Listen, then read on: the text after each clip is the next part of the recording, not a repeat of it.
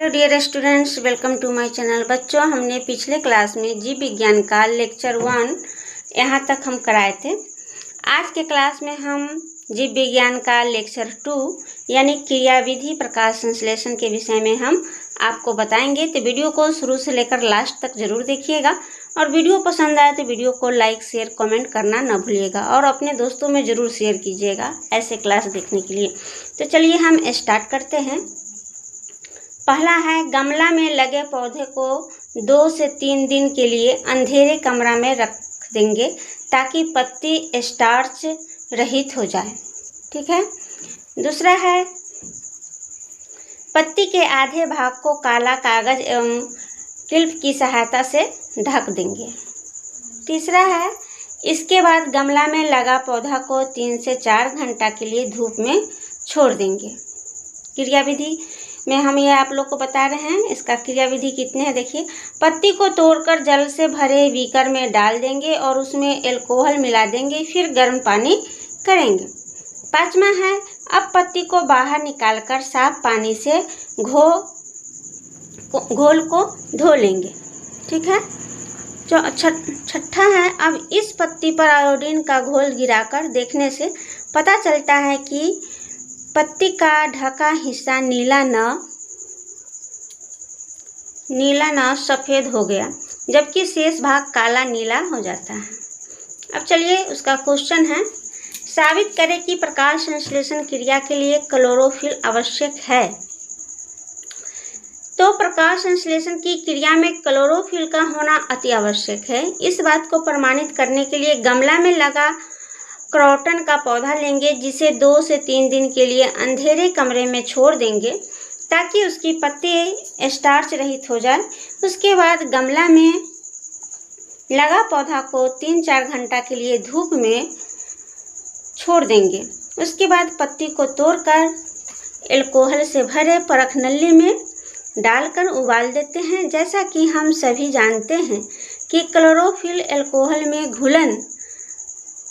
घुलनशील होता है। सर्वेक्षण में पाया जाता है कि जहाँ क्लोरोफिल था वहाँ का रंग काला नीला और जहाँ क्लोरोफिल नहीं था उसका रंग सफ़ेद हो गया है।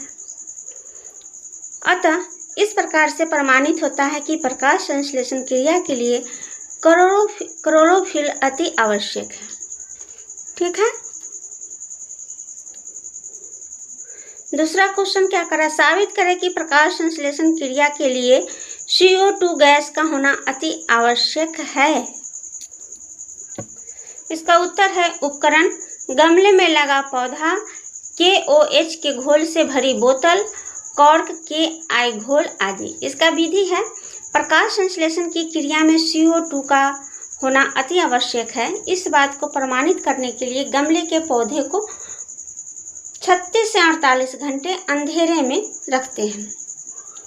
एक हरी पत्ती को चौड़े मुंह की बोतल में कर्क के बीच इस प्रकार लगाते हैं कि पत्ती का आधा भाग KOH युक्त बोतल के अंदर रहे। बोतल के मुंह पर ग्रीस लगाकर वायुरुद्ध कर देते हैं। उपकरण को कुछ समय के लिए धूप में रखते हैं। कुछ घंटे बाद पत्ती को तोड़कर पानी में उबालकर अल्कोहल से घोलकर उस पर KI का घोल डाल देते हैं। और इसका निरीक्षण के विषय में बता दूं कि इसका निरीक्षण, पानी का अग्रभाग जो बोतल में था पीला हो जाता है, और क्योंकि बोतल में रखे KOH के द्वारा बोतल की CO2 गैस सोख ली जाती है, जिससे प्रकाश संश्लेषण की क्रिया पूरी न होने से पत्ती के अग्रभाग में मंड स्टार्च का निर्माण नहीं हो पाता है। शेष भाग मंड को कारण नीला हो जाता है। अतः यह प्रयोग से यह सिद्ध होता है कि प्रकाश संश्लेषण के लिए CO2 गैस आवश्यक है। तीसरा क्वेश्चन है, एक प्रयोग के द्वारा प्रमाणित करें कि प्रकाश संश्लेषण क्रिया में ऑक्सीजन CO2 युक्त होती है। इसका उत्तर है, प्रकाश संश्लेषण क्रिया में ऑक्सीजन गैस मुक्त होती है। इसके लिए आवश्यक सामग्री इस प्रकार है। एक में बीकर लेंगे, दूसरा परख नली, तीसरा है जलीय पौधा, चौथा कीप है सोडियम बाइकार्बोनेट।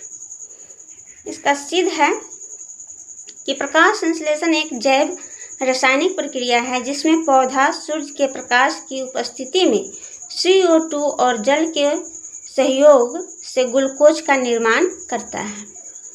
कार्य या क्रिया विधि इसका है, बीकर में आधा भाग यानी 2/3 भाग जल ले लेंगे।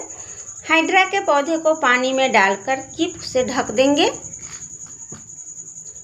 तीसरा है कीप को जल से भरे परख नली की सहायता से सावधानी पूर्वक ढक देंगे। धूप में छोड़ने के बाद सर्वेक्षण में जांच में पाया गया पत्ती से ऑक्सीजन CO2 का बुलबुला परख नली में दिखाई दे रहा है। अतः इस प्रयोग से यह सिद्ध होता है कि प्रकाश संश्लेषण क्रिया ऑक्सीजन CO2 गैस मुक्त होती है। अगला क्वेश्चन है प्रकाश संश्लेषण की कितनी अवस्थाएं होती है? प्रकाश संश्लेषण की कितनी अवस्थाएं होती है? तो प्रकाश संश्लेषण की मुख्यतः 2 अवस्थाएं होती है।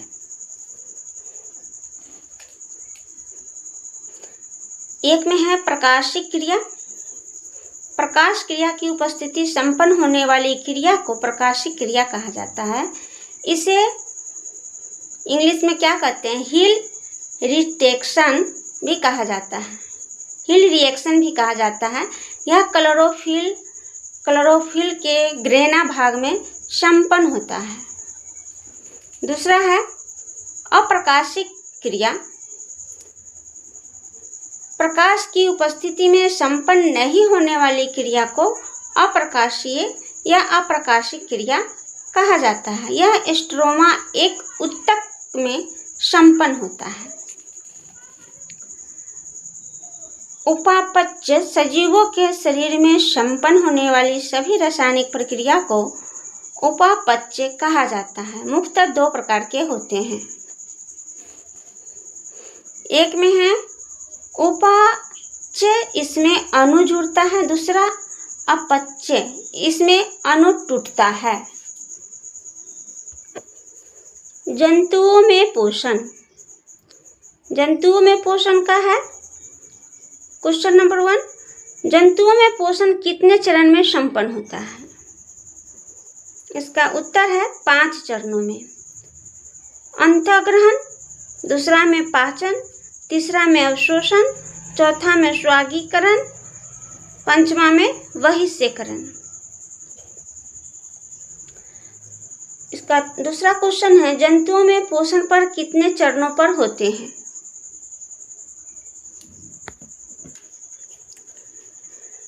दूसरा है जंतुओं में पोषण पर कितने चरणों पर होते हैं? तो पौधों में अपना पोषण के लिए आत्मनिर्भर होते हैं, जबकि जीवधारी पेड़ पौधे पर निर्भर करते हैं। ऐसे जीव जो अपना पोषण दूसरे जीवों से प्राप्त करते हैं उसे परपोषी या विषमपोषी कहते हैं। जंतुओं में पोषण कई चरणों में होता है। ये टॉपिक है बच्चों अंतःग्रहण। जंतुओं के द्वारा भोजन को शरीर के अंदर ग्रहण करने की क्रिया को अंतर्ग्रहण कहा जाता है। कोई क्वेश्चन करे कि अंतर्ग्रहण किसे कहते हैं तो आप ये लिख सकते हैं। दूसरा है पाचन। दूसरा क्या है बच्चों? पाचन। तो शरीर के अंदर भोजन का सरल अणुओं से विघटित होना पाचन कहलाता है। बच्चों क्लास बढ़ाएंगे तो बहुत लंबा हो जाएगा और आप लोग पूरा से सही ढंग से नहीं पढ़ पाइएगा, तो क्लास को मैं यहीं पर एंड करती हूँ। आगे के क्लास में अवशोषण से पढ़ाऊँगी यहाँ से। और मेरे वीडियो को ज़रूर लाइक सब्सक्राइब कीजिएगा और रेगुलर देखिएगा मेरे क्लास को। ऐसे देखने के लिए मेरे चैनल को ज़रूर से ज़रूर सब्सक्राइब कीजिएगा। मिलते हैं अगले वीडियो में अगले टॉपिक के साथ। तब तक के लिए बाय बाय।